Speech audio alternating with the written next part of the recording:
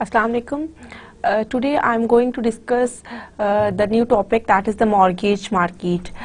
But before starting the new lecture, I would like to recall the previous lecture. In the previous lecture, we discussed about the stock market. We discussed that how a stock market is important, what are the main things in the stock market, what are the futures of the stock market. अगर आपको याद हो तो हमने सबसे पहले ये देखा था कि स्टॉक मार्केट जो है एक ऐसी मार्केट है that is a part of the capital market. This means that कि आपकी जो स्टॉक मार्केट है वो भी आपकी लॉन्ग टर्म फाइनेंसिंग नीड्स को कवर करती है, similarly like that of the bond market. लेकिन अगर आप देखें कि what are the main things that differentiate stock market from the bond market, एक तो ये कि स्टॉक मार्केट में means that is a part of the ownership, because when you are investing और purchasing a share of any particular company, you become the shareholder of that company. When you become the shareholder of the company, actually you become the part of the company, and then you have a role in the ownership of that. It means that represents the part of the shareholders' equity. अब हम अगर बात करें आप stock market में, तो stock market जो है उसके अगर हम बेनिफिट्स की तरफ जाएं तो आपको एडवांटेजेस ये हैं कि जब आपकी स्टॉक मार्केट में आपकी प्राइसेस जो हैं वो करती इंक्रीज करती हैं. अगर आपने किसी ऐसी कंपनी के शेयर्स परचेज किए हैं कि जिसकी प्राइसेस चेंज होती हैं, इंक्रीज होती हैं, तो आपकी क्योंकि आपने कम प्राइस पे खरीदे होते हैं और उसकी प्राइस ज्यादा हो गई है तो आपको बेनिफिट मिलेगा, कैपिटल गेन होगा.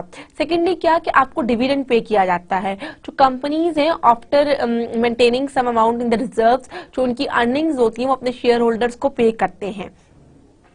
लेकिन stock despite of these things stock market is much riskier as compared to the bond stock market is riskier as compared to the bond market. अब हमने ये देखना है कि स्टॉक मार्केट क्यों रिस्कियर है. उसका नंबर 1 पॉइंट जो है वो ये है, स्टॉक मार्केट इसलिए रिस्कियर है क्योंकि उसमें आपका जब आपको in case of any default और इंसॉल्वेंसी आपको प्रायोरिटी नहीं दी जाती. प्रायोरिटी जो है वो शेयर होल्डर्स बॉन्ड होल्डर्स को दी जाती है कि अगर कोई डिफॉल्ट या कंपनी इंसॉल्वेंट हो जाती है तो सबसे पहले उसके बॉन्ड होल्डर्स को पे किया जाता है. और as compare to stock market, इसका मतलब ये है कि शेयर होल्डर्स जो हैं अगर कंपनी इंसॉल्वेंट हो जाती है तो उनको लॉसेस वगैरह भी बियर करने पड़ सकते हैं, इसलिए वो ज्यादा रिस्की है. सेकेंड इज दैट कि आपको पता है कि बॉन्ड मार्केट की जब हमने बात की थी तो हमने कहा था कि आप कोई भी बॉन्ड वगैरह एक well specified period of time के लिए लेते हैं, मगर स्टॉक मार्केट में कोई मैच्योरिटी पीरियड नहीं होता. Thirdly, shareholders have the right on the assets or leftover assets that is known as a residual claimant. अगर हम बॉन्ड होल्डर्स की बात करें तो they have no right on the assets. ठीक है. उसके बाद हम डिस्कस करते हैं कि जो आपके शेयर होल्डर्स होते हैं that have the right to voting rights. ठीक है. और as compare to bond holders, लेकिन बॉन्ड होल्डर्स के पास कोई राइट्स नहीं होते. These are the main features. फिर हम देखेंगे स्टॉक मार्केट की इंपॉर्टेंस क्या है.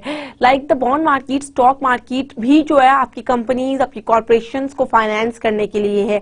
जब कोई भी कॉर्पोरेशन या कंपनीज या इन्वेस्टर्स अपने बिजनेस को एक्सपैंड करना चाहते हैं तो वो अपनी जो फाइनेंसिंग नीड्स होती हैं क्योंकि उनको कुछ पैसों की जरूरत है, स्टॉक मार्केट जो है वो ट्रांसफरेबिलिटी ऑफ फंड्स भी है. तो कंपनीज क्या करती हैं कि इनिशियल पब्लिक ऑफरिंग कर देती हैं. जब इनिशियल आईपीओ की तरफ जाती हैं, जब इनिशियल पब्लिक ऑफरिंग होती है तो जाहिर है लोग शेयर्स उनकी कंपनी के खरीदते हैं, उनको जो है वहां से उनको जो उनकी फाइनेंसिंग नीड्स है वो उनसे फुलफिल कर सकते हैं, उनको कैश मिलती है. ठीक है. उसके बाद अगर हम देखें तो आप इसी तरह आपकी जो like the bond market, stock market also plays a crucial role in the economic growth. उसके बाद हम ये डिस्कस करेंगे, मैंने ये डिस्कस किया था आपके साथ प्रीवियस लेक्चर में कि स्टॉक मार्केट की 2 टाइप्स हैं, एक कॉमन स्टॉक और एक प्रेफर्ड स्टॉक. कॉमन स्टॉक में आपकी वही टाइप्स वगैरह होती हैं और इनको हम ऑर्डिनरी शेयर्स वगैरह भी कह सकते हैं, that represents a part of the ownership.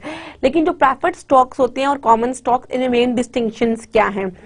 कुछ डिफरेंसेस हैं ये कि प्रेफर्ड स्टॉक्स में आपका फिक्स डिविडेंड होता है. जब आपका डिविडेंड फिक्स होगा तो प्राइस स्टेबिलिटी होगी और आपका ये नहीं है कि प्राइस फ्लक्चुएट कर सकती है. लेकिन अनलाइक द कॉमन स्टॉक, ठीक है। उसके अलावा हमने ये देखा था कि जो कॉमन स्टॉक होल्डर्स हैं उनको वोटिंग राइट्स हैं, लेकिन प्रेफर्ड स्टॉक होल्डर्स के पास लाइक द बॉन्ड मार्केट कोई वोटिंग राइट्स नहीं है। देन हमने ये डिस्कस किया था कि जो हमारी स्टॉक मार्केट है, जो स्टॉक मार्केट है या वो कितनी किस्म की है। हमने देखा था कि दो टाइप की मार्केट्स हैं, एक ऑर्गेनाइज्ड सिक्योरिटी एक्सचेंज और एक ओवर द काउंटर। अब ऑर्गेनाइज्ड सिक्योरिटी एक्सचेंज में हमने न्यूयॉर्क स्टॉक एक्सचेंज को डिस्कस किया था। हमने ये बताया था कि न्यूयॉर्क स्टॉक एक्सचेंज में किस तरह वो फर्म्स लिस्टेड हैं जो that have substantial earnings in the high market value. उसके बाद हमने ये डिस्कस किया था कि न्यूयॉर्क स्टॉक एक्सचेंज में वो किस उनकी कुछ ऐसी आपकी रिक्वायरमेंट्स भी होती हैं कि आप किस तरह कंपनीज लिस्ट करती हैं स्टॉक एक्सचेंज में। फिर हमने देखा था कि जो ओवर द काउंटर मार्केट है, तो हमने देखा over the counter market basically क्या होती है, डिसेंट्रलाइज्ड लोकेशंस होती हैं, कोई पर्टिकुलर लोकेशन नहीं होती। With the help of the telecommunication like on the internet और द फोन आप अपनी सिक्योरिटीज को परचेज एंड सेल आउट कर रहे होते हैं। और इसमें जो इसकी वेल नोन इसका सिस्टम जो है 1971 में डेवलप्ड हुआ था, जिसे हम नेस्टेक कहते हैं। नेस्टेक क्या होता है, national association of security dealer automated system quotation system. ठीक है। अब नेस्टेक हम देखें ओवर द काउंटर मार्केट में और आपकी जो ऑर्गेनाइज्ड सिक्योरिटीज एक्सचेंज है उनमें अगर हम डिफरेंसेस देखें तो ऑर्गेनाइज्ड सिक्योरिटी एक्सचेंज में फ्लोर स्पेशलिस्ट होते हैं, जो उनकी 25% ट्रेडिंग होती है वो उसके थ्रू होती है, और rest of the trading super dot system के थ्रू होती है, वो भी एक ऑटोमेटेड सिस्टम है। और अगर हम ओवर द काउंटर की बात करें तो वहाँ मार्केट मेकर्स होते हैं। मार्केट मेकर्स को कंपनसेट किया जाता है spread between the ask price and the bid price, और उनको कमीशन वगैरह पे किया जाता है। अब हमने उसके बाद हमने एक केस डिस्कस किया था मैंने आपके साथ प्रीवियस लेक्चर में माइक्रोसॉफ्ट के बारे में, कि माइक्रोसॉफ्ट किस तरह एक वेल नोन कंपनी है लेकिन वो न्यूयॉर्क स्टॉक एक्सचेंज पे लिस्ट नहीं है, और नाउ डेज जो है न्यूयॉर्क स्टॉक एक्सचेंज की बड़ी कोशिश है कि उसको कैप्चर करें। देन हमने डिस्कस किया था कुछ आपके सेंट्रल सिस्टम जैसे इलेक्ट्रॉनिक कम्युनिकेशन नेटवर्क्स को डिस्कस किया था कि किस तरह with the passage of time, with the passage of innovation, financial innovations आई, तो आपकी स्टॉक मार्केट में कुछ ऐसे नए नेटवर्क्स डेवलप किए गए जो आपकी सिक्योरिटीज की बाइंग एंड सेलिंग बहुत ज्यादा इजी हो गई। आपको कॉस्ट रिडक्शन, कुछ बेनिफिट्स, कुछ डिसएडवांटेजेस भी थे उसके।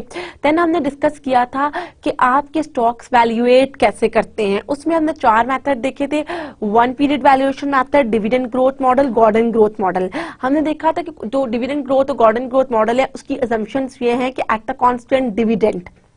देन हमने देखा था कि जो ये डिफरेंट मॉडल्स ये डिपेक्ट करते हैं कि ग्रोथ और प्राइसेस के दरमियान पॉजिटिव रिलेशन है। अगर आपकी ग्रोथ इंक्रीज करती है तो आपकी प्राइस भी इंक्रीज करेगी, लेकिन अगर हम रेट ऑफ रिटर्न देखें और उसका प्राइसेस के साथ बिहेवियर देखें तो that have a negative relationship. Then हमने डिस्कस किया था कि आपकी कुछ स्टॉक इंडेक्सेस वगैरह हैं वो इसलिए कि ताकि वो बिहेवियर को फॉरकास्ट कर सकें। और फिर हमने स्टॉक रेगुलेशंस देखी थी, सिक्योरिटी एक्सचेंज कमीशन में किस तरह उसमें 4 आपको सेक्टर्स याद हों कि फाइनेंस और मैनेजमेंट और रेगुलेटरी सिस्टम्स डेवलप किया गया था। और उसके बाद हमने कुछ ऐसे हमने डो जोन्स इंडस्ट्रियल एवरेज की बात की थी, हमने अपनी S&P 500 की बात की थी। ये तो था प्रीवियस लेक्चर के बारे में।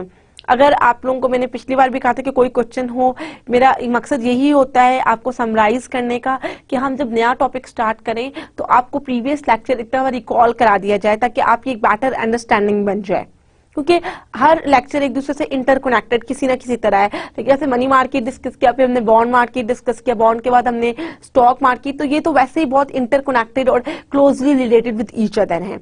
Now today I am going to discuss with you people the mortgage market। अगर हम mortgage market की बात करें तो मॉर्गेज आपको मैंने वर्ड आपने मेरे प्रीवियस लेक्चर्स में सुना होगा। मॉर्गेज क्या होता है, गिरवी रखवाना, प्लेज करना, वो फंड्स जो आप प्लेज्ड होते हैं, जो सिक्योर्ड लोन्स होते हैं। ठीक है, मॉर्गेज मार्केट भी बेसिकली कैपिटल मार्केट का एक हिस्सा है, लेकिन जो आपकी बॉन्ड मार्केट होती है बेसिकली उसमें इंस्टीट्यूशंस और आपके बिजनेस कॉर्पोरेशंस वगैरह हैं, और मॉर्गेज मार्केट बेसिकली इंडिविजुअल्स के लिए है। और एक और डिफरेंस कि बॉन्ड्स वहां पे स्पेसिफिक होते हैं, लेकिन यहाँ पे होते हैं अकॉर्डिंग टू नीड्स। आप उसके मुताबिक उसके मैच्योरिटी पीरियड डिसाइड करते हो और उसकी प्रिंसिपल अमाउंट डिसाइड करते हो। Now let's start about the mortgage market. ठीक है, हम आप लोगों को इस वर्ड के बारे में पता चल गया। अब मैं आपको बताती हूँ कि आज हम क्या कवर करेंगे, what are the basic components we are going to study. इसमें पहले आपको शायद याद हो, हमने पिछले लेक्चर में भी डिस्कस किया था फेडरल हाउसिंग एसोसिएशन के बारे में, फैनी में और फेडरिक मैक के बारे में। इसी तरह अमेरिकन मार्केट में किस तरह वो एक क्रैश आया था, किस तरह वो फाइनेंशियल क्राइसिस हुआ था। उसमें आपको याद हो तो उसमें यह था कि अमेरिकन ड्रीम था कि आप हर किसी के पास एक अपना घर हो, और उन्होंने जब अपनी एवरेज प्राइस निकाली तो $250,000 पर ईच होम था। ठीक है, लाइक कैलिफोर्निया में। उसके बाद उन्होंने किस तरह ये ओनरशिप पॉसिबल नहीं थी, उन्होंने कहा हम बोरिंग कर लेते हैं। बोरिंग किस तरह करेंगे, तो यहां से कुछ मॉर्गेज का कंसेप्ट जो है ओरिजिनेट हुआ, लेकिन इसकी सही हिस्ट्री जो है मैं आपके साथ आगे शेयर करती हूँ।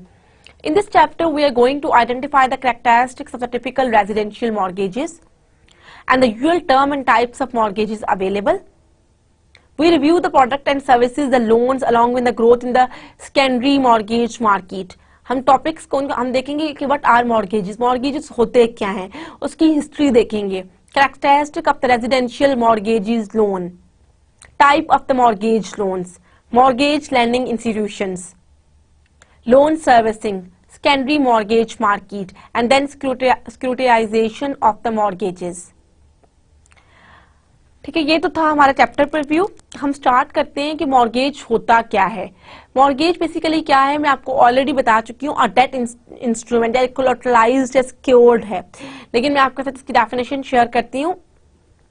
Are debt instruments secured by the collateral of specified real estate property that the borrower is obliged to pay back with a predetermined set of the payments.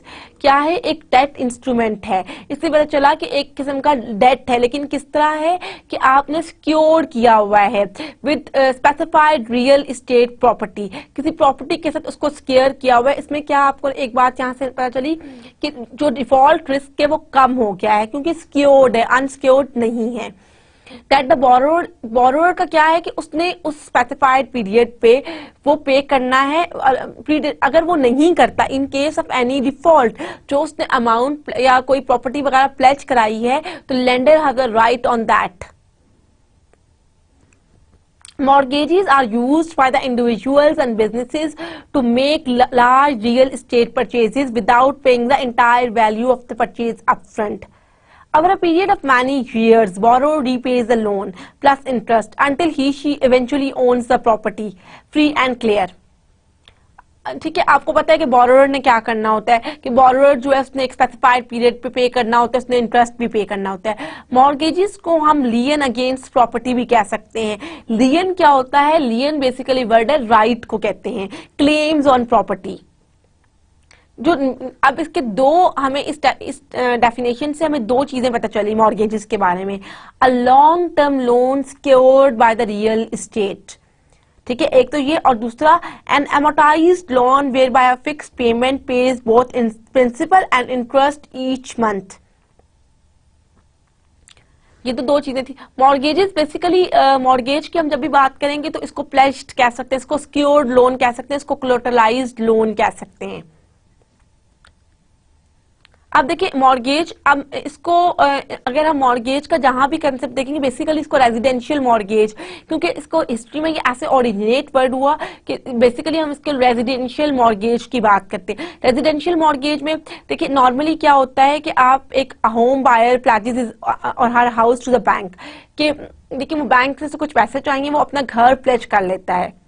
अब बैंक के पास जो है पूरा राइट है, in case of any default, अगर borrower उसको payment वापस नहीं कर सकता तो bank has right on that home. वो उसको सेल भी कर सकता है, what ever the bank wants. अब हम देखिए मॉर्गेज की बहुत सी डिफरेंट फॉर्म्स हैं। लाइक एक फिक्स रेट मॉर्गेज है, जैसे कि नाम से ही पता चल रहा है फिक्स रेट मॉर्गेज। इसमें क्या है कि बोरोअर जो है एक फिक्स इंटरेस्ट रेट पे करेगा। Like same in the case of the, अगर आपको याद हो तो हमने फिक्स लोन पढ़ा था, हमने लोन्स की बात की थी, हमने 4 तरह के लोन डिस्कस किए थे, तो उसमें भी ये था कि फिक्स्ड पेमेंट होगी। ठीक है, आपकी मंथली प्रिंसिपल और जो इंटरेस्ट पेमेंट है वो नहीं चेंज होगी। अब देखिए फिक्स मॉर्गेज की लाइफ जो 15 to 30 ईयर्स टर्म है, बात दफा 20 ईयर्स के लिए भी होते हैं, लेकिन नॉर्मली जो इसकी लाइफ ऑफ पीरियड है 15 to 30 ईयर्स है। फिक्स रेट मॉर्गेज को हम ट्रेडिशनल मॉर्गेज भी कहते हैं। देन एडजस्टेबल मॉर्गेज, जिसको आम के नाम से कहा, इसमें क्या है कि इंटरेस्ट रेट जो इनिशियल टर्म पे फिक्स किया जाता है, लेकिन लेटर ऑन ये फ्लक्चुएट करता है मार्केट इंटरेस्ट के साथ। जो आप इनिशियली पे करते हो वो आपका मार्केट रेट से कम इंटरेस्ट होता है, ठीक है, जिस वजह से आपको लगता है कि मॉर्गेज जो है वो आपके लिए इजी अफोर्डेबिलिटी है। लेटर ऑन आप इंटरेस्ट रेट इंक्रीज कर देते हो। फिर अब जो नेक्स्ट स्लाइड आपको डिपिक्ट करेगी, ये बताएगी कि total amount of mortgage debt outstanding in the US during 2009 कि $13 ट्रिलियन जो है रफली था। उसमें न्यूयॉर्क स्टॉक एक्सचेंज में जितनी भी कंपनीज लिस्ट करी थी उसमें $13 ट्रिलियन डिपिक्ट हुआ। ये आप देखें, ये एक टेबल है जो आपको US economy federal reserve bulletin इसकी सोर्स है। इसमें क्या है कि मॉर्गेज लोन बोरिंग 2009 की बताई गई है। टाइप ऑफ प्रॉपर्टी आपको बताई गई है, मॉर्गेज लोन कितना इशू हुआ था और proportion of the total. Number 1 क्या है, 1 to 4 family dwelling. 1 to 4 family dwelling क्या है, मॉर्गेज लोन कितना है 10,772 मिलियंस और उसकी percentage value 75.4।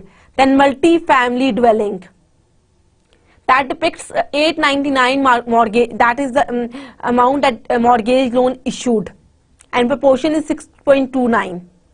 Commercial building and then form. अब क्वेश्चन ये होता है कि मॉर्गेज लोन का कंसेप्ट इवॉल्व कैसे हुआ। देखिए मॉर्गेज लोन का जो कंसेप्ट है बेसिकली, इसको अगर आपके लिए एक बड़ी सरप्राइजिंग इंफॉर्मेशन होगी कि मॉर्गेज लोन का कंसेप्ट जो है बैंक्स ने ओरिजिनेट नहीं किया, बल्कि इसका जो ओरिजिनेटर है वो इंश्योरेंस कंपनीज हैं। इंश्योरेंस कंपनीज देखिए बेसिकली क्या होती हैं कि उन्होंने इस कंसेप्ट को स्टार्ट किया और 1930s में ये स्टार्ट हुआ। उसमें जो मेन आइडिया था वो इंश्योरेंस कंपनी की तरफ से था और उन्होंने ये क्यों किया, क्योंकि उनको ये था कि अगर उनको कोई, जैसे आप इंश्योरेंस में कोई आप डिफरेंट इंश्योर्ड आप कराते हो चीजें, आपको ये था कि उनको in case of any default तो वो लोग उनकी प्रॉपर्टी को प्लेज कर, उनकी प्लेज प्रॉपर्टी है उसको ले लेंगे, उसकी पोजेशन ले लेंगे। उसके बाद देखिए 1934 के बाद मॉर्गेजेस में बहुत सी with the passage of time ये इवॉल्व होते चले गए। सबसे पहले जैसे फेडरल हाउसिंग एसोसिएशन है, उसका भी बहुत इंपॉर्टेंट रोल है, क्योंकि आपने फैनी मैक और फेडरिक मैक का अगर केस पढ़ा हो तो उसमें भी तो यही था कि अमेरिका ने क्या कहा था। तो मॉर्गेज उस टाइम जो है बहुत ज्यादा मॉर्गेज के कंसेप्ट को एक एनहांसमेंट मिली और बहुत ज्यादा, क्योंकि उससे पहले मॉर्गेज इतना ज्यादा यूज नहीं किया जाता था। Mortgage were used in 1880s, but massive defaults in the agricultural recession। हाँ फिर क्या देखिए 1880s में जो सबसे पहले 1934 में इंश्योरेंस कंपनी ने स्टार्ट किया, फिर with the passage of time उसमें कुछ इनोवेशंस आई, मॉर्गेजेस मॉडर्न मॉर्गेजेस हो गए, फिर 1880 में हुआ और फिर एक आपका एग्रीकल्चरल रिसेशन आया था 1980 में। उस टाइम जो है मॉर्गेज का कंसेप्ट जो है उसको बहुत ज्यादा मतलब वो कंसेप्ट यूज हुआ और लोगों को बहुत ज्यादा अवेयरनेस हुई अबाउट द मॉर्गेज लोन। फिर आपकी पोस्ट वर्ल्ड वॉर 1 तक मॉर्गेज लोन्स जो हैं वो शॉर्ट टर्म बैलून्स लोन थे विद मेजोरिटी ऑफ 5 years और लेस। बैलून लोन्स का बेसिकली मतलब ये कि इंटरेस्ट रेट 3 to 5 years के बाद होता है, फिर उसके बाद उसको री इशू किया जाता है। लेकिन बैलून इश्यूज के बहुत सारे प्रॉब्लम्स थे during the depression period specially. उसमें यह था कि लेंडर जो है उसका renews the loan, but with so many American out of the work lenders could not continue to extend credit. लेकिन जैसे आपको पता है इसको नो डॉग लोन्स क्या जाते हैं, मैं इसको देखूंगी। इस पे 3 चीजें होती हैं आपकी, no income, no property, no job. हाँ, no income, no job, no property, ठीक है, इसको नो डॉक्स कहते हैं। ठीक है, इसमें कुछ बहुत सारे प्रॉब्लम्स भी थे। बैलून लोन्स के जो बहुत ज्यादा प्रॉब्लम्स ओरिजिनेट हुए वो ड्यूरिंग द डिप्रेशन पीरियड हुए।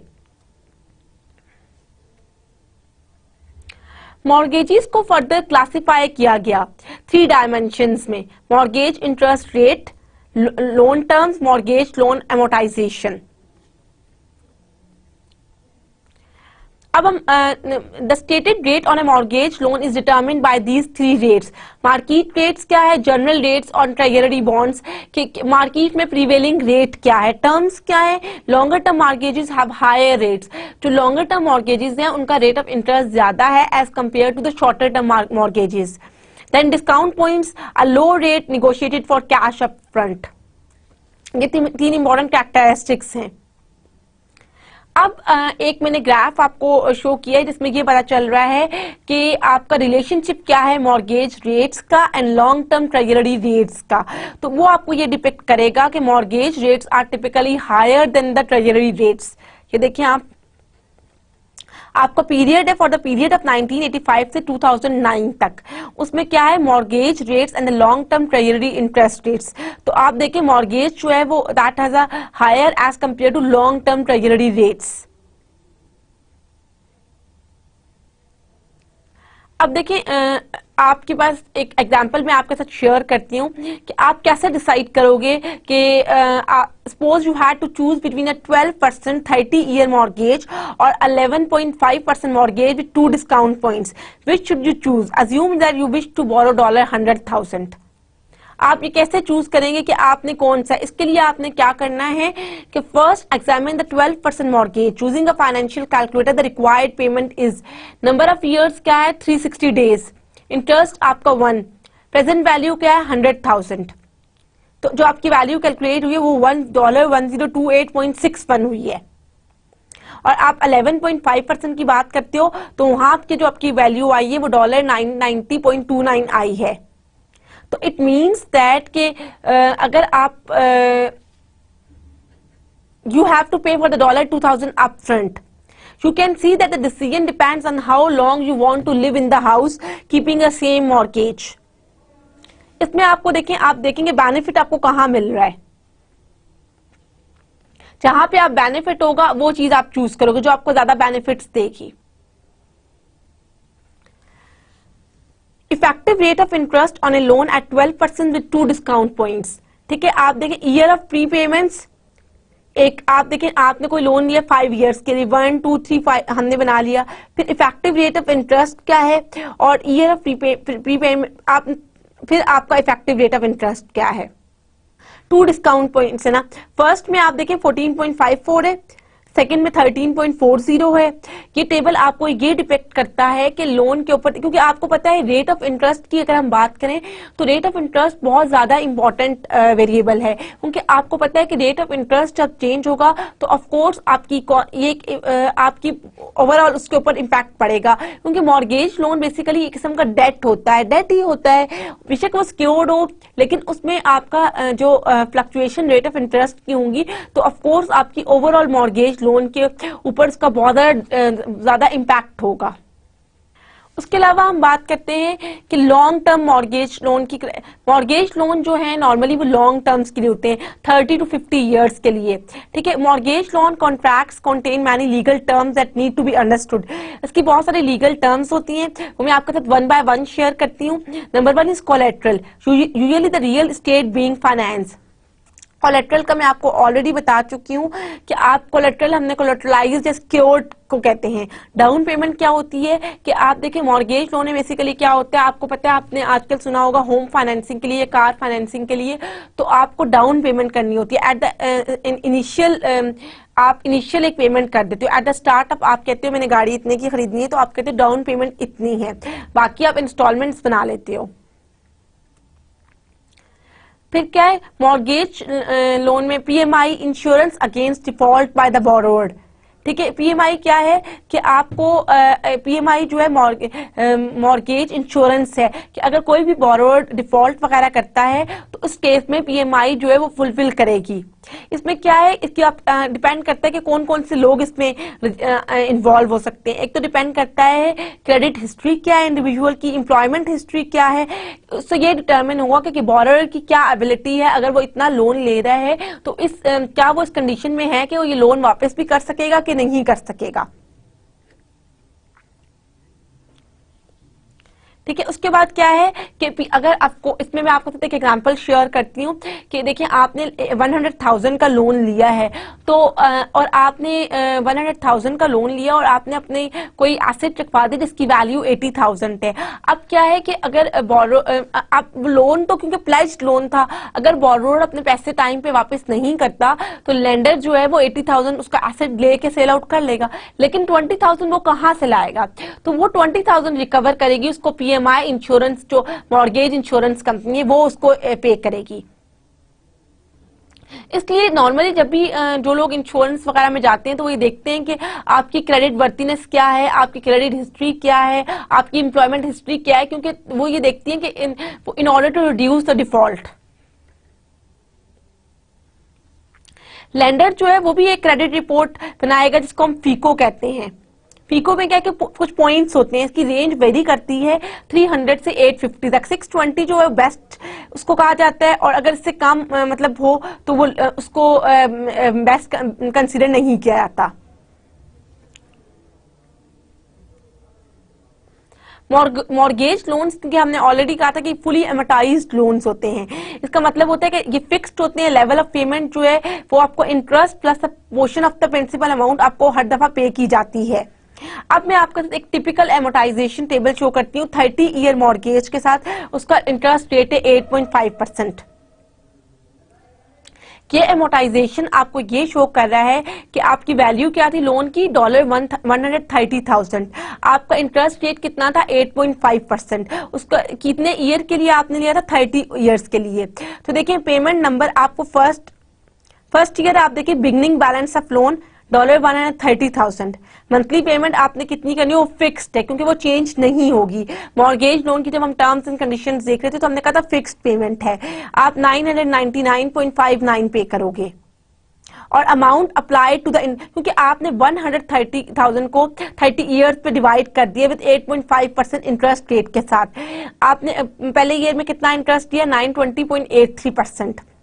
अमाउंट अप्लाइड टू प्रिंसिपल 78.75 और एंडिंग बैलेंस ऑफ लोन 129। फिर इसी तरह आप देखें एट द एंड ऑफ कि आपकी एंडिंग बैलेंस जो है वो 0 हो जाएगा। 360 जहां में पेमेंट नंबर पूरा एक साल कंप्लीट हो गया है। Beginning balance of loan 991.77, monthly payment 999.59, amount applied to interest 7.82, amount applied to principal 991। तो आपका ये एमोटाइज हो गया, आपका राइट ऑफ हो गया, आपका लोन खत्म हो गया। अब हम देखेंगे टाइप ऑफ मॉर्गेज लोन्स, इसकी कौन कौन सी टाइप है। अब हम बात करते हैं insured versus conventional mortgages. Insured mortgages are originated by banks and other mortgage lenders but are guaranteed by either the Federal Housing Administration और द वेटरन्स एडमिनिस्ट्रेशन। ठीक है। और जो कन्वेंशनल मॉर्गेजेस होते हैं that are originated by the same source as insured loans but are not guaranteed. ठीक है, insured loans जो होते हैं वो गारंटेड होते हैं बट कन्वेंशनल मॉर्गेजेस जो होते हैं वो गारंटेड नहीं होते हैं। अब क्या है, अगर आपकी डाउन पेमेंट 20% से कम है तो देन इंश्योरेंस इज रिक्वायर्ड। ठीक है। उसके बाद हम बात करेंगे फिक्स्ड रेट मॉर्गेज के नाम से ये डिपिक्ट कर रहा है कि आपका रेट ऑफ इंटरेस्ट जो है फिक्स्ड है till the life of the mortgage. Then adjustable rate mortgage जिसमें आपका इंटरेस्ट रेट फ्लक्चुएट करता है। In the initial year you have to pay more interest rate as compare to next years. Graduated payment mortgages basically क्या होती हैं कि इसमें आपकी ग्रेजुअली पेमेंट वगैरह होती है। फिर ग्रोइंग इक्विटी मॉर्गेजेस हैं, फिर सेकंड मॉर्गेजेस हैं, रिवर्स एन्युटी मॉर्गेजेस हैं, ऑप्शन आर्म्स हैं। अब मैं आपको ये डिफरेंट टाइप के इसमें क्या क्या चीजें होती हैं मैं आपको एक टेबल से समराइज करती हूँ कि डिफरेंट आप अपनी, वैसे तो ये इसका आपकी बुक में बहुत ज्यादा डिटेल में, लेकिन मैं एक टेबल से इसको ब्रीफ इसकी पिक्चर बताती हूँ कि कब कब क्या क्या मॉर्गेज का क्या क्या पर्पस है। सबसे पहला है कन्वेंशनल मॉर्गेज। इसमें क्या है कि लोन इज नॉट गारंटेड। ठीक है, usually required private mortgages insurance 5 to 20% down payment. ठीक है, इसमें आपकी एक तो गारंटेड नहीं होती, अगर आपकी डाउन पेमेंट 20% से कम है तब आपको इंश्योरेंस की जरूरत पड़ती है। That must be insured. Insured क्या है कि loan that is guaranteed by the Federal housing association और वेटरनम एसोसिएशन। लो और जीरो डाउन पेमेंट, इसमें कोई भी डाउन पेमेंट नहीं होती, अगर होती भी है तो बहुत कम होती है। देन एडजस्टेबल रेट मॉर्गेज, इसमें क्या होता है कि आपका जो इंटरेस्ट रेट है वो आपकी सिक्योरिटी के साथ होता है और वो एडजस्ट होता रहता है पीरियोडिकली, यानी आपकी इनिशियल ईयर्स में कुछ और इंटरेस्ट रेट होता है और बाद में कुछ और होता है। ग्रेजुएटेड पेमेंट मॉर्गेज क्या है कि इनिशियल लो पेमेंट, पहले आप पेमेंट कम करते हो और with the passage of time आपकी पेमेंट ज्यादा होती रहती है। देन ग्रोइंग इक्विटी मॉर्गेज, इसमें क्या है कि इनिशियल पेमेंट इंक्रीज करती है, ठीक है, और आपने कहा कि 30 इयर्स में, लेकिन वो लेस देन 30 इयर्स में वो लोन एमोटाइज्ड हो जाता है। Then second mortgage, loan is secured by second lien against the real estate. Then reverse annuity mortgage, इसमें क्या है, lender disburses a monthly payment to borrower, कि लेंडर क्या करता है कि एक मंथली पेमेंट देता है बोरोवर को on increasing balance loan, the loan comes due when the real estate is sold.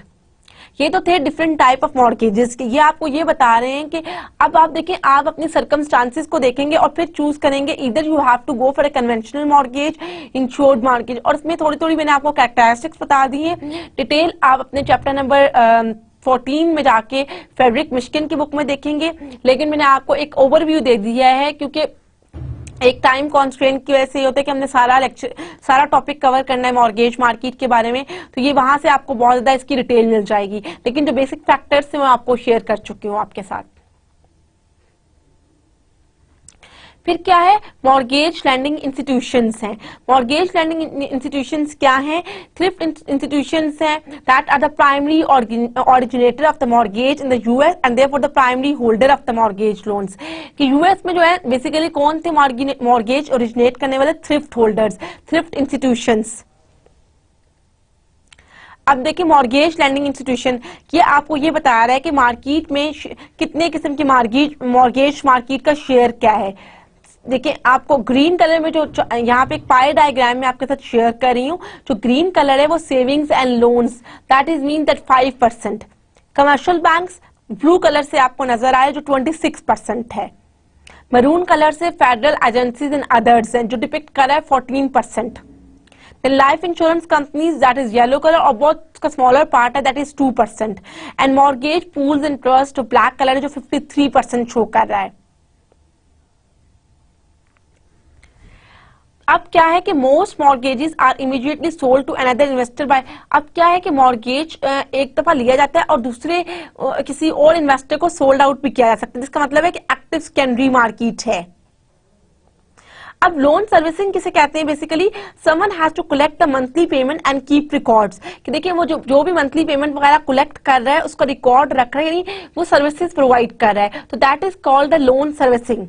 देखिए अब आपने मॉर्गेज का कोई लोन वगैरह दिया है और अगर आप उसमें ये कि आपने प्लेज भी किया है, तो जो भी बंदा इसके दरमियान अपनी सर्विसेज पे करेगा, पेमेंट कलेक्ट करेगा, इंटरेस्ट पेमेंट लेगा, प्रिंसिपल लेगा, that mean that is providing the loan servicing.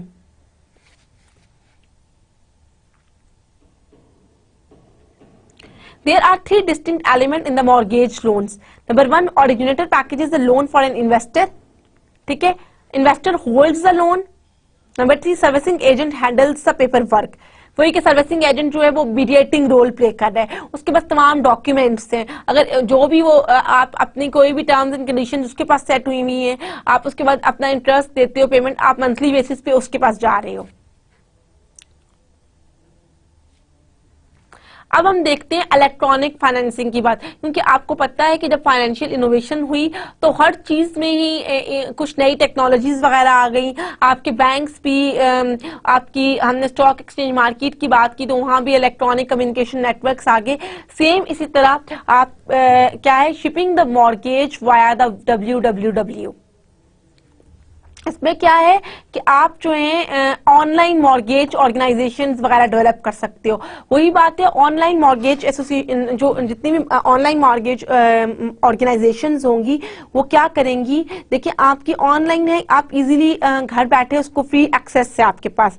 This is a financial product, nothing really needs to be delivered. देखिए आपको डिलीवरी की रिक्वायर्ड ही नहीं है, जिसको चाहिए वो इजीली देख सकता है। वहीं पे आप अपना मोड ऑफ पेमेंट वाया, आपको पता है आजकल बैंक में ऑनलाइन बैंकिंग वगैरह से आप पेमेंट ट्रांसफर कर सकते हो, इंटरेस्ट की भी, बोरोवर भी अपनी पेमेंट इंटरेस्ट की वहां से दे सकते हैं। तो this is quite easy as compare to other type of mortgage. कि ऑनलाइन मॉर्गेज में अगर देखें तो आपकी टाइम कन्वीनियंट, आपकी इंफॉर्मेशन वगैरह वो इंक्रीज हो जाती है। आपके मॉर्गेजेस जो है वो फेयरली स्टैंडर्डाइज्ड कर लिए जाते हैं, उनका स्टैंडर्ड वगैरह होता है। Little bank loyalty for borrowers, online lenders have low overhead and so low fears, कि आपकी फी वगैरह, मैनेजमेंट फी वगैरह आपको पे नहीं करनी पड़ती है, कोई सर्विस रोल नहीं प्ले करा, आपको डायरेक्ट है इसमें, मतलब आपकी कॉस्ट रिडक्शन वगैरह हो रही है। और सबसे बड़ी बात क्या है कि आपको इंफॉर्मेशन जो है वो रेडिली अवेलेबल है। सेकेंडरी मॉर्गेज मार्केट, इसका मतलब आपको पता है सेकेंडरी मार्केट हमने ऑलरेडी पढ़ा था कि जो ट्रांजैक्शन होती है that took place between the issuer, sorry that took place between the buyer and buyer. देखिए इशूअर एंड इशूअर, इसमें क्या है कि आप एक जगह से मॉर्गेज लेते हो और उसको सेल आउट, अपने मॉर्गेज को सेल आउट कर देते हो। Secondary mortgage market basically develop की गई थी फेडरल गवर्नमेंट ने आफ्टर वर्ल्ड वॉर 1 के बाद, जब आपका वो फ्रेडरिक मैक और फिनी मैक का केस हुआ था। और फिर 1980s में इसको बहुत ज्यादा ट्रिमेंडस ग्रोथ वगैरह बनी, उसके बाद जो है ये स्ट्रॉन्ग मार्केट बन गई यूएस में। सिक्योरिटाइजेशन ऑफ मॉर्गेजेस, इसमें क्या है, आपके मॉर्गेजेस को सिक्योरिटाइज किया जाता है। क्यों? इन ऑर्डर टू डिक्रीज आपका एक तो रिस्क वगैरह का फैक्टर कम करने के लिए, और उसके अलावा ये होता है कि आपके बहुत ज्यादा आप जब पूल ऑफ मॉर्गेज बना लेते हो तो that eliminates part of this problem through diversification. देखिए अगर आपका सिंगल मॉर्गेज है तो वो रिस्की भी ज्यादा है, उसकी पेमेंट और उसकी कॉस्ट वगैरह भी। अगर आप एक पूल ऑफ मॉर्गेज बना लेते हो, अगर आपको याद हो हमने कहा था जब आप रिस्की, बहुत ज्यादा रिस्की उसमें इन्वेस्ट करते हो तो जब पोर्टफोलियो बनते हैं तो वो ओवरऑल रिस्क को रिड्यूस कर देता है। सेम इसी तरह अगर आप पोर्टफोलियो बना लेंगे मॉर्गेज का तो उसके रिस्क को रिड्यूस कर देगा। फिर आपकी क्या है, मॉर्गेज बैक्ड सिक्योरिटी। आपको नाम से ही पता चल रहा है कि मॉर्गेज बैक्ड सिक्योरिटी क्या है, कि जो आपकी मतलब फुली बैक्ड सिक्योरिटी है। इसमें कोई भी आपको, अगर आप देखें इसमें आपके रिस्क चांसेस वगैरह डिफॉल्ट वो भी बहुत ज्यादा कम है, क्योंकि आप फुली, आप जिस तरह आपने एसेट बैक्ड का कंसेप्ट पढ़ा था सेम इसी तरह मॉर्गेज बैक्ड सिक्योरिटी है।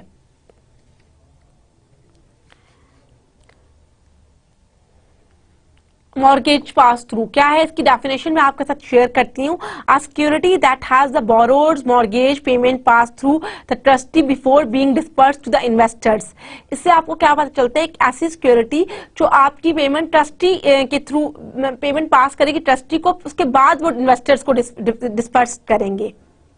ये क्यों है? ये इसलिए डिजाइन की गई थी in order to reduce risk. कौन सा रिस्क? आइडियोसिंक्रेटिक रिस्क, क्योंकि इन्वेस्टर्स को प्री पेमेंट रिस्क वगैरह हो सकता है। उसके अलावा अगर हम आपके साथ एक ग्राफ शो करती हूँ जो आपको ये बताएगा कि एंड ऑफ 2009 जो है मॉर्गेज की जो वैल्यू है वो $8 ट्रिलियन है। ये देखिए आप यहाँ आपका 1985 से 2009 तक जो है डिपिक्ट कर रहा है मॉर्गेज पूल्स को। आप देखिए विद 1985 में उसकी वैल्यू काफी कम थी, 1991 में भी, फिर with the passage of time ये ग्राफ जो है अपवर्ड मूवमेंट शो कर रहा है। दैट मीन्स कि मॉर्गेज मार्केट डेवलप्ड होती गई with the passage of time. उसमें बहुत ज्यादा लोगों ने लोन्स, मॉर्गेज लोन को यूटिलाइज करना शुरू कर दिया। फिर हम देखें तो डिफरेंट पास थ्रूज है, जैसे GNMA पास थ्रूज है, FHLMSC पास थ्रूज है, प्राइवेट पास थ्रूज है। ये क्या होते हैं? देखिए GNMA जो है वो क्या था कि जब आप can be originated by many different financial institutions, ठीक है, that aggregates the mortgages and the issues pass through with the right to interest and the principals that offers default insurance on the mortgage in the pool. ये 1968 में कि पास throughs बने थे। क्यों? कि एक तो इसलिए ओरिजिनेट किया गया था, किसने ओरिजिनेट किया था? फाइनेंशियल इंस्टीट्यूशंस ने ओरिजिनेट किया था। क्यों ओरिजिनेट किया था? That aggregates the mortgages and issues pass throughs with rights to interest and the principal. फिर देन अगर FHLMC की बात करें तो Frederick Mac buy mortgages and packages for the resale in MBS, ठीक है। उसके बाद ये इसमें पार्टिसिपेशन सर्टिफिकेट्स वगैरह, ये वही आप अगर आपको याद हो जो फैनिक मैक और फेडरिक मैक था, मॉर्गेज का कंसेप्ट क्योंकि एवॉल्व भी वहां से हुआ था, क्योंकि वहां पे एक बहुत बड़ा क्राइसिस आया था। देन ये मॉर्गेज की जरूरत, मॉर्गेज लोन्स का आइडिया डेवलप्ड हुआ था। तो ये पास थ्रूज वगैरह जितनी भी इसमें एवोल्यूशन हुई वो उसी टाइम पे हुई। अब आप देखें, a CMO is a structured MBS where investors, tranches have different rights to different sets of cash flows. इसमें क्या है, इसलिए ये स्ट्रक्चर हुआ है प्रीपेमेंट रिस्क को करने के लिए, कि आपका प्रीपेमेंट रिस्क को रिड्यूस किया जा सके और ताकि आपकी कुछ न्यू इनोवेटिव आइडियाज डेवलप किए जा सके, आपकी मॉर्गेज को इनोवेट किया जा सके। Bank of America first private pass through in 1977, क्योंकि आपको पता है अमेरिकन गवर्नमेंट क्योंकि बहुत स्ट्रॉन्ग इकोनॉमी है, तो उन्होंने सबसे पहले 1977 में first private pass through issue किया था। देखिए अभी तक हमने ये देखा कि मॉर्गेज जो है, हमने जो अभी तक आपके साथ मैंने शेयर किया वो ये था कि मॉर्गेज में बहुत ज्यादा डिफरेंट टाइप के पास थ्रूज वगैरह डेवलप हुए हैं, टाइप्स वगैरह आपने देखी। फिर हम अब बात करते हैं सब प्राइम मॉर्गेजेस की। सब प्राइम मॉर्गेजेस क्या है? Sub prime loans are the loans to borrowers who have poor credit rating. देखिए उनकी क्रेडिट रेटिंग बहुत पुअर है, उसकी एक नई कैटेगरी बनाएगी जिसको सब प्राइम मॉर्गेज कहा गया। ठीक है, सब प्राइम मॉर्गेज अगर हम देखें 2000 में 2% दिया गया, फिर 2006 में 17%।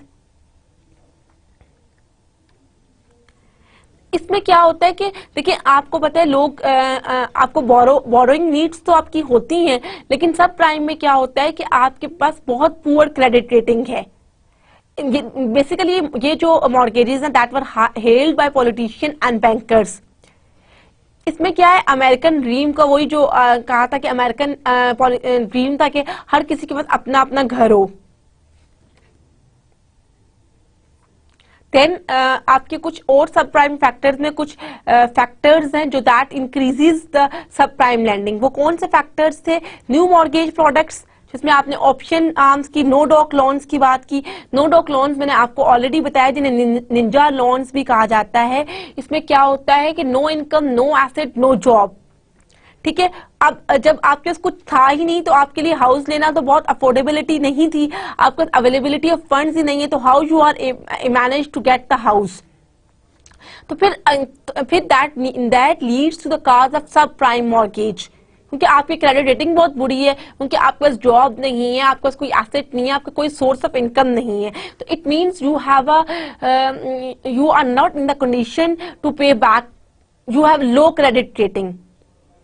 Then the creation of CDOs helped create deal flow to continue lending in subprime markets. When house prices were increasing, subprime borrowers had an out if the problems arose. क्योंकि prices जब ज्यादा होगी तो उनको निकाल दिया जाता है। रियल एस्टेट बबल 2002 से 2005 में आपकी होम प्राइसेस बहुत ज्यादा इंक्रीज हुई, with average increase 8% per year. जब वो बहुत ज्यादा इंक्रीज हुई तो उसमें दो मेन फैक्टर्स थे। एक तो ये था कि रियल एस्टेट स्पेकुलेटर्स और increase in the sub prime loans created new demand for housing. देखिए आपने उन लोगों को भी लोन्स वगैरह दे दिए जो उनकी नहीं थी, और जाहिर है उन्होंने लोन लिया और उन्होंने भी अपने घर की डिमांड करना शुरू कर दी। जब उन्होंने घर की डिमांड की, जब डिमांड ज्यादा हो गई, देखिए आपको याद हो हमने 4th चैप्टर में पढ़ा था कि आपकी जब क्वांटिटी डिमांडेड ज्यादा होती है तो इसका मतलब है कि आपका इक्विलिब्रियम पॉइंट जो है वो चेंज हो गया। जब डिमांड के साथ इक्विलिब्रियम पॉइंट चेंज होगा तो प्राइस पे इफेक्ट पड़ेगा, तो that leads to increase in the prices of the house. Today we discussed about the mortgages. ये तो था तमाम मॉर्गेज का चैप्टर। अब मैं आपके साथ इसको थोड़ा सा समराइज करती हूँ। माइट पॉसिबल भी कुछ कंसेप्ट आपको बहुत ज्यादा क्लियर ना हुए या मैं जल्दी से आगे चली गई हूँ, तो इन तमाम कॉन्सेप्ट्स को एक दफा रिकॉल करने के लिए मैं आपको इसको समराइज करती हूँ। बेसिकली मॉर्गेज लोन्स, क्योंकि आपको मैंने ऑलरेडी बताया था कि in some cases mortgage market is considered the part of the capital market.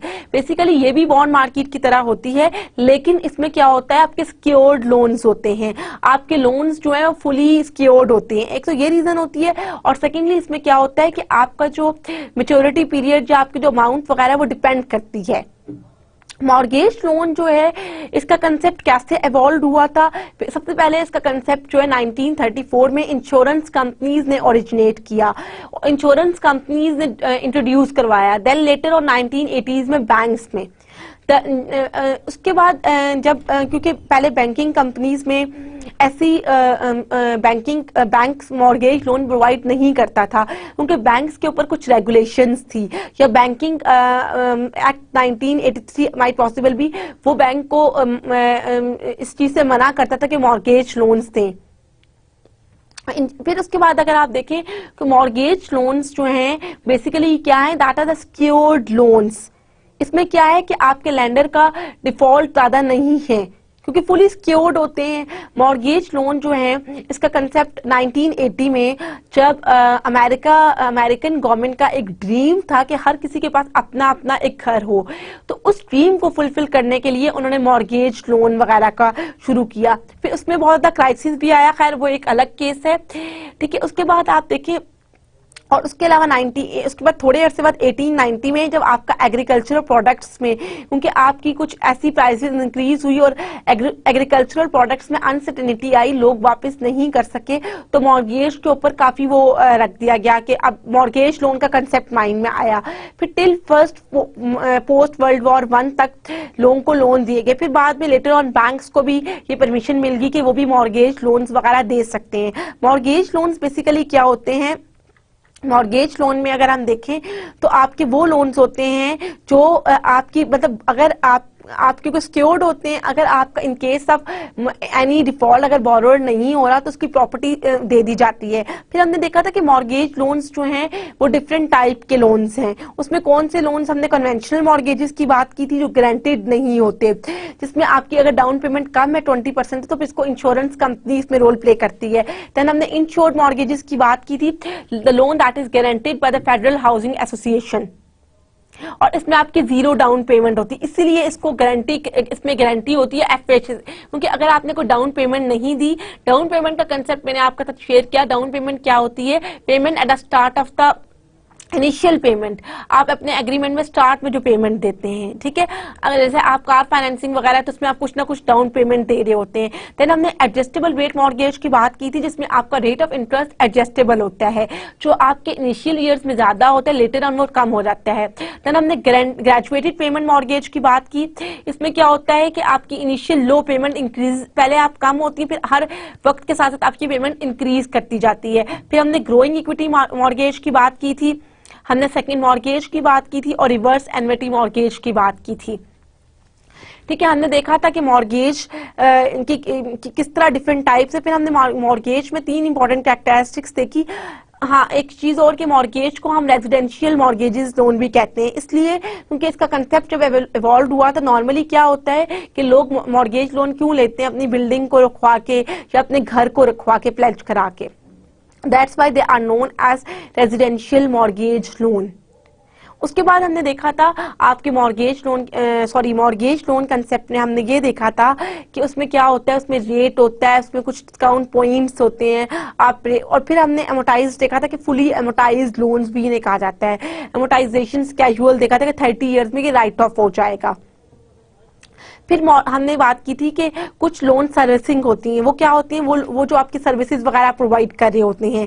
फिर हमने मॉर्गेज लैंडिंग इंस्टीट्यूशंस देखे। फिर हमने देखा कि मॉर्गेज आपका इंश्योर्ड भी होता है, जैसे पीएमआई कहते हैं, वो इंश्योर्ड वो किस तरह अपना रोल प्ले करता है कि देखें, मैंने आपके साथ ऑलरेडी भी एग्जांपल शेयर की थी कि बोरोअर लेंडर के दरमियान कोई एग्रीमेंट होता है और बोरोअर कहता है कि अगर मैं अपना लोन टाइम पे वापस ना कर सका तो I will give you have full rights on my that asset. उसकी वैल्यू अगर 80,000 है तो अब उसने लोन 100,000 का लिया, इन दैट केस लेंडर को रिमेनिंग अमाउंट जो पीएमआई देगा। उसके बाद हमने कुछ पास थ्रूज वगैरह देखे, वो पास थ्रूज थे जिनमें जीएनएमए, एफएचएमए पास थ्रूज थे, वो किस तरह ओरिजिनेट हुए, वो मॉर्गेज में उनका क्या काम था, वो मैंने आपके साथ शेयर की है। उसके बाद हमने बात की थी कि आप ई फाइनेंसिंग, क्योंकि इलेक्ट्रॉनिक फाइनेंसिंग के साथ साथ आपके मॉर्गेज की भी फाइनेंसिंग जो है वो भी इलेक्ट्रॉनिकली आप उसमें एक नया वो डेवलप किया गया कि आप इलेक्ट्रॉनिकली अपने मॉर्गेज वगैरह की इंफॉर्मेशन आपको मिल जाती है। जैसे आपको इलेक्ट्रॉनिकली क्या होगा, फाइनेंशियल इनोवेशन वगैरह हुई। आप देखें जब इनोवेशन होती है, टेक्नोलॉजिकल एनहांसमेंट होती है, तो आपका क्या होता है कि आपके लिए बहुत ज़्यादा चीज़ों को आसान बना दे। जिस तरह हमने देखा था कि स्टॉक मार्केट में इसी एक नेटवर्क डेवलप किया गया था इलेक्ट्रॉनिक, इसी तरह मॉर्गेज के केस में भी एक इलेक्ट्रॉनिक नेटवर्क जिसे WW का नाम दिया गया वो डेवलप किया गया ताकि आपको ईजिली आप जो लोग मॉर्गेज वगैरह लेना चाहते हैं उनकी इन्फॉर्मेशन वगैरह ईजिली हो। उसके हमने बेनिफिट्स देखे थे कि आपको mortgages are fairly standardised, little bank pays loyalty for the borrowers, online lenders have low overhead। ये चीज देखी। फिर हमने देखा था, हमने ये बात डिस्कस की थी कि मॉर्गेज मार्केट की सेकेंडरी मार्केट डेवलप हुई थी। वो किस तरह डेवलप हुई थी वो हमने देखा था कि वर्ल्ड वॉर के बाद 1980s में मॉर्गेज के लिए जो सेकेंडरी मार्केट थी इसमें ट्रिमेंडस ग्रोथ हुई। वो बहुत ज़्यादा उसमें बहुत ज़्यादा चेंजिंग्स आई। फिर हमने देखा कि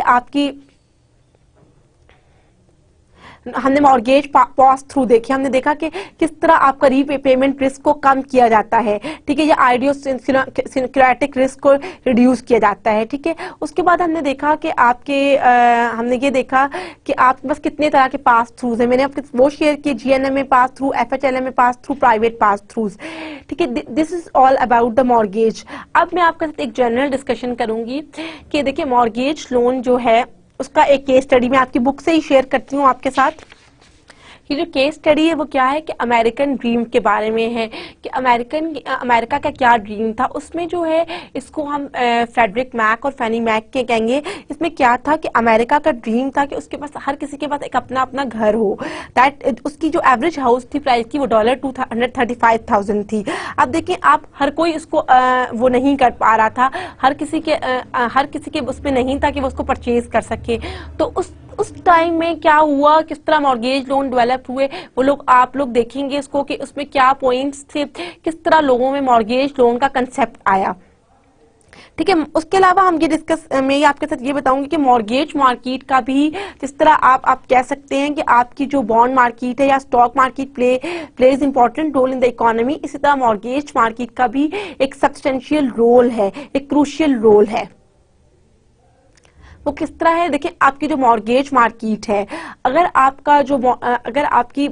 आप लोगों को लोन्स वगैरह नहीं दे रहे या जिनकी क्रेडिट वर्थनेस इतनी ज्यादा नहीं है, तो वो किस तरह मतलब अपनी इकोनॉमी में, जाहिर है आपकी पार्ट ऑफ इकोनॉमी तो है, आपका जाहिर है ओवरऑल तो आपकी इकोनॉमी पे इम्पैक्ट पड़ेगा। इसलिए mortgage market is also considered one of the most important market and also plays a crucial role, ठीक है। उसके बाद मैं आपके साथ यहाँ पे डिस्कस करूंगी कि यहाँ पे एक बात मैंने आपके साथ की कि कुछ लोग ऐसे हैं जिनके पास कुछ भी नहीं है, लेकिन जिनको हम कहेंगे कि जो आपकी क्रेडिट रेटिंग है, उन केसेस में हमको सब प्राइम मॉर्गेज लोन्स देते हैं। सब प्राइम मॉर्गेज लोन्स किनको दिया जाता है, ये उन लोगों को दिया जाता है जिनमें आपको जिनके पास कोई भी इनकम या कोई सोर्स ऑफ इनकम नहीं है, कोई जॉब नहीं है, कोई आपको नहीं पता कि आपको वापस में मिलेंगे नहीं मिलेंगे। इस कंसेप्ट को हमने देखा था कि नो डॉक कंसेप्ट कहा था, नो डॉक लोन्स की बात की थी, जिन्हें निंजा लोन्स भी कहा जाता है, कि उसमें क्योंकि आपकी ना कोई एसेट है, ना कोई सोर्स ऑफ इनकम है, ना कोई एम्प्लॉयमेंट है, लेकिन फिर भी हमने एक सब प्राइम मॉर्गेज जो है उसको डिस्कस किया था। इसमें मैं आपको एक और चीज बताना मेरे जो अब एकदम से मेरे जहन में आई है, मैं आपके साथ शेयर करती हूँ सब प्राइम मॉर्गेज की। कि सब प्राइम जो मॉर्गेज है इसकी सबसे ज्यादा जो आप देखें इसमें एक इंपॉर्टेंट चीज है फीको स्कोर। फीको स्कोर की आपने बात की थी, इसमें कहा था कि अगर इतना स्कोर होगा तो मतलब ये एवरेज क्रेडिट रेटिंग, इससे कम होगा, ये एक स्केल डेवलप की गई थी, ठीक है। उसके बाद हमने जो आज के टॉपिक में, क्योंकि मैं आपको समराइज कर रही हूँ, तो हमने लियन की भी बात की थी। लियन का भी मतलब होता है क्लेम ऑन द प्रॉपर्टी, कुछ ऐसी टर्म्स वगैरह, कोलेट्रल की बात की हो। इसमें कुछ ऐसी टर्म्स है जो आपको लगेगा, आप इसको घर जाके डिटेल में देखेंगे तो आपको बहुत ज्यादा इजीली इसकी अगर कोई चीज रह गई हो तो हम इसको नेक्स्ट लेक्चर में डिस्कस करेंगे। वैसे तो ओवरऑल इसमें ऐसी कोई चीज नहीं थी जो आपको ना हो, बिल्कुल, क्योंकि बॉन्ड मार्केट की तरह का ही था, कैपिटल मार्केट से मिलता जुलता टॉपिक था। इंशाल्लाह नेक्स्ट क्लास में हम एक नया टॉपिक स्टार्ट करेंगे। अब आपका हमने इसमें जो अब तक डिस्कस किया है वो ये हमने फाइनेंशियल मार्केट्स को डिस्कस किया, इंस्टीट्यूशंस की बात की, हमने इंटरेस्ट रेट को भी पढ़ लिया, हमने उसके बाद अपनी मनी मार्केट देखा, मनी मार्केट के बाद हमने कैपिटल मार्केट में 3 बॉन्ड मार्केट को देखा, स्टॉक मार्केट को देखा और मॉर्गेज मार्केट को देखा। अब यानी इससे मनी मार्केट और कैपिटल मार्केट खत्म होगी। अब हम नेक्स्ट जो लेक्चर में हम फाइनेंशियल इंस्टीट्यूशंस की तरफ आएंगे, हम बैंक्स की बात करेंगे, हम फाइनेंशियल रेगुलेशंस को देखेंगे, क्योंकि ये सारी चीजें क्योंकि आपको पता है इंटरली क्लोजली रिलेटेड हैं। अब मैंने रेगुलेशंस की बात की तो यहाँ पे एक और चीज मैं आपके साथ शेयर करूं कि मॉर्गेज लोन की भी कुछ स्पेसिफिक रेगुलेशंस डेवलप की गई। रेगुलेशंस इसलिए बनाई गई ताकि आपको ये पता हो कि टर्म्स एंड कंडीशंस क्या हैं, कौन से लोग हैं जो मॉर्गेज लोन ले सकते हैं, बोरोवर के लिए क्या टर्म्स एंड कंडीशंस है, लेंडर के लिए क्या है, और जो आपकी इंटरेस्ट पेमेंट्स वगैरह कैसे डिसाइड होंगी, उनका बहुत एक इंपॉर्टेंट रोल है। क्योंकि जब तक रेगुलेशंस नहीं होंगी तो मॉर्गेज लोन्स जो है इफेक्टिवली एंड एफिशिएंटली काम नहीं कर सकते। जिस तरह हर चीज में हमने देखा था कि मनी मार्केट की भी कुछ रेगुलेशंस थी, स्टॉक मार्केट की स्टॉक एक्सचेंज है उसमें भी कुछ रेगुलेशंस हैं। तो तमाम, क्योंकि आपको पता ही हम कोर्स का नाम भी फाइनेंशियल इंस्टीट्यूशंस है और जितनी भी चीजें मॉर्गेज वगैरह इसमें हम फाइनेंस की बात करते हैं। जहां भी आपका फाइनेंस मनी इन्वॉल्व होता है तो that is a sensitive issue, क्योंकि उसमें सेंसिटिविटी बहुत ज्यादा होती है, आपको डिफॉल्ट चांसेस भी बहुत। Mortgage loan although they are highly secured loans, लेकिन फिर भी आपको इसमें कोई ना कोई रिस्क तो इन्वॉल्व हो सकता है ना। तो आपका इसमें रिस्क का फैक्टर तो बिल्कुल जीरो नहीं है, कुछ ना कुछ रिस्क तो लाया करता है। अपने रिस्क को ओवरकम करने के लिए इसमें कुछ रेगुलेशंस हैं। अगर in case of any default तो उस रेगुलेशन में डिसाइड किया जाता है कि आपने किस तरह मतलब बोरोवर को क्या उसकी रिस्पॉन्सिबिलिटीज है, आपकी लेंडर की क्या है। और उसके अलावा मॉर्गेज में हमने कोलेट्रल की बात की थी, कोलेट्रल वही, उसमें मॉर्गेज के बाद हमने हाईली बैक्ड मॉर्गेज लोन्स की बात की थी। ये मतलब मॉर्गेज का जो टॉपिक था बेसिकली वो यही था कि आप कोई भी लोन की बात करें, मॉर्गेज अगर वर्ड आ जाएगा तो इट मीन्स के बोरोवर लेंडर के दरमियान ट्रांजैक्शन हुई है वो सिक्योर्ड है। अगर बोरोवर नहीं पे करेगा तो उसको मतलब उसका कोई एसेट वगैरह ले लिया जाएगा। This is all about today's lecture. Inshallah, we will meet in the next lecture with a new topic. Till that time, Allah Hafiz.